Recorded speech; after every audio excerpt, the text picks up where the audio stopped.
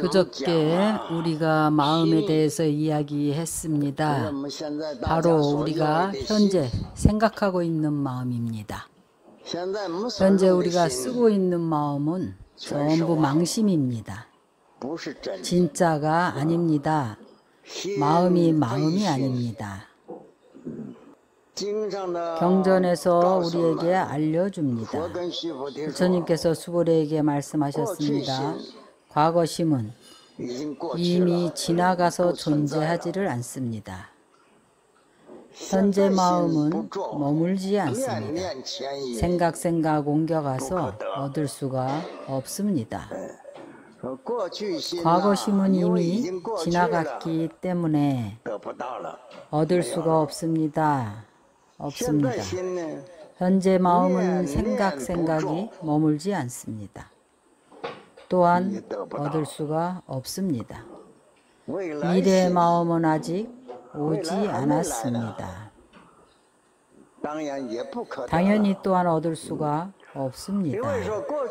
과거심은 이미 소멸했기 때문에 존재하지 않습니다.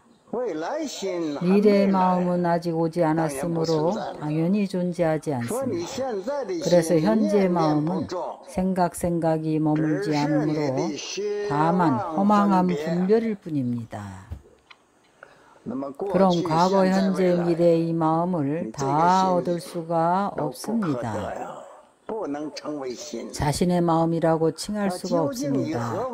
그럼 도대체 어떤 것을 마음이라 할 것인가? 이것은 우리가 참고해 보아야 하는 것입니다. 선방에서는 문자를 말하지 못하게 하고 참고하게 합니다. 과거심을 얻을 수가 없고 현재 마음은 머물지 않습니다. 미래 마음은 아직 오지 않았는데 도대체 어떤 것으로 마음을 삼아야 할까요? 만약 삼심을 다 불가득의 경계에 도달하게 되면 성불한 것입니다. 왜 우리 선방에서 말하기를 선방에 1시간을 앉으면 바로 들어가서 그 자리에서 깨닫는다고 합니다. 어떻게 증득을 하는 걸까요? 또 말하기를 1000명의 부처님께 공양하는 것보다 한 사람의 무심도인에게 공양하는 것이 낫다고 합니다. 이 말에 내포된 의미가 무엇일까요? 왜 우리가 일생 동안 모두 참고를 해야 할까요? 무엇을 참고하는가 하면 마음을 밝히고자 하는 것입니다. 우리의 마음을 분명히 알고자 하는 겁니다.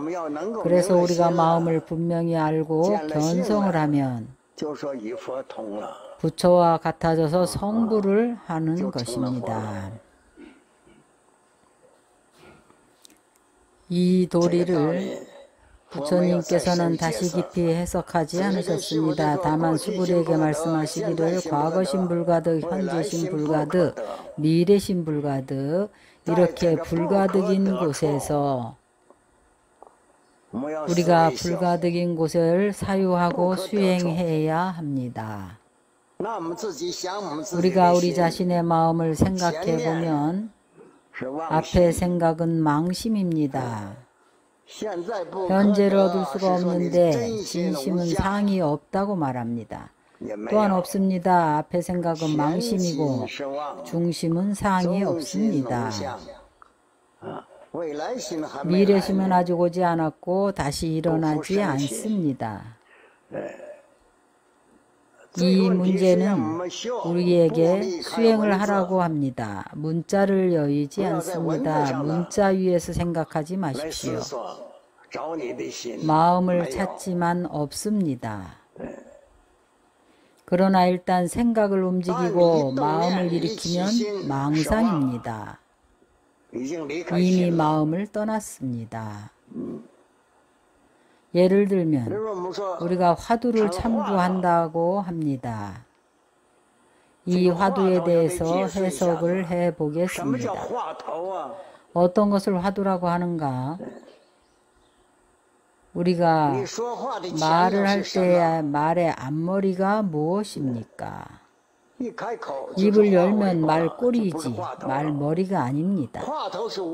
화두는 언설이 없는 것입니다. 말을 하기 전에 이것이 무엇인가?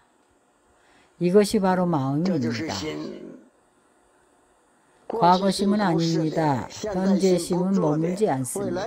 미래심은 오지 않았습니다. 마음이 어디에 있습니까? 도대체 어디에 있는 것이 마음입니까? 그럼 우리는 어느 곳으로 마음을 삼아야 합니까? 그래서 우리가 참고할 때에 금강경을 배울 때에 이것을 부처님께서 설명하지 않으셨습니다. 어떤 것이 우리 마음이라고 지정하지 않으셨습니다. 이것을 수보리에게 과거심 불가득, 현재심 불가득, 미래심 불가득이라고 하셨습니다. 어떤 것이 마음입니까?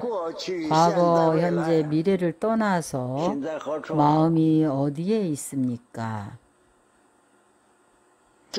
이것을 사유를 해야 하는 것입니다.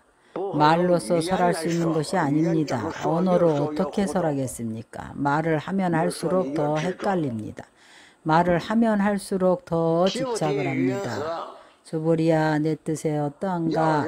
만약 어떤 사람이 삼천대천 세계를 칠보로 가득 채워서 보시를 하면 이 인연으로 얻는 복이 많겠는가? 그렇습니다. 세존이시여, 이 사람이 이 인연으로 얻는 복이 많습니다.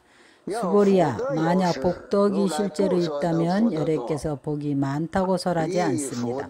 복덕이 없기 때문에 여래께서 얻는 복이 많다고 설하신 겁니다. 이 단락의 경문은 앞의 문장을 바로 이어서 설한 것입니다.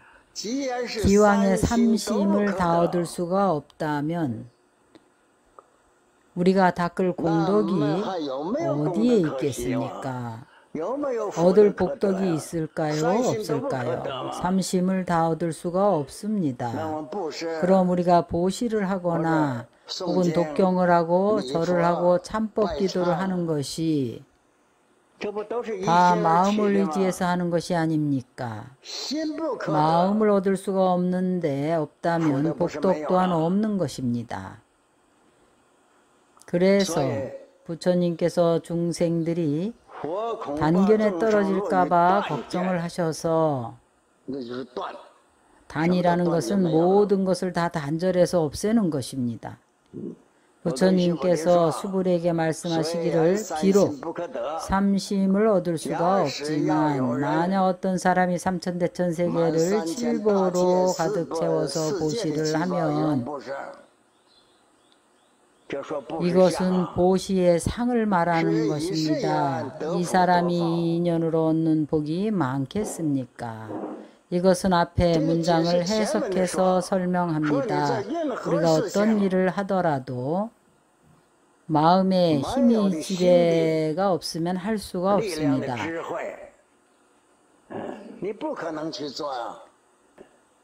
만약 어떤 사람이 삼천대천 세계를 칠보로 보시를 하면 삼천대천 세계를 다 칠보로 변하게 한다면 복덕이 있겠습니까? 없겠습니까? 이 사람이 이 인연으로 얻는 복이 많겠습니까?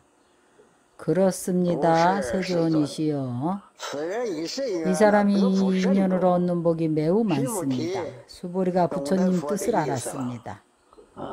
단견에 떨어질까봐 걱정을 하셔서 부처님께서 설하신 과거심 불가득, 현재심 불가득, 미래심 불가득은 단멸이 아니기 때문입니다. 단견이 아닙니다.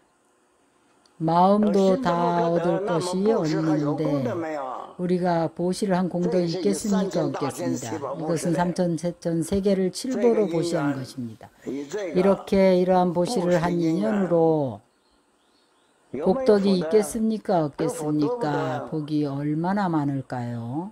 그렇습니다. 세존이시여. 수보리가 대답하기를 이 사람이 이 인연으로 얻는 복이 매우 많을 것입니다. 복은 마음에 의해서 생겨나는 것입니다. 앞에 것이 전부 다 있는 것이 아닌데 그럼 복덕도 없는 것이 아니겠습니까? 그렇지 않습니다.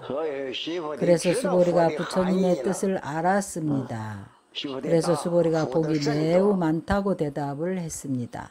왜냐하면 공성에 도달했기 때문에 앞에서 삼심을 얻을 수 없다고 한 것은 채성이 공함을 설한 것입니다. 공하면 집착이 없습니다. 집착이 없는 모든 보시의 복덕이 더 큽니다.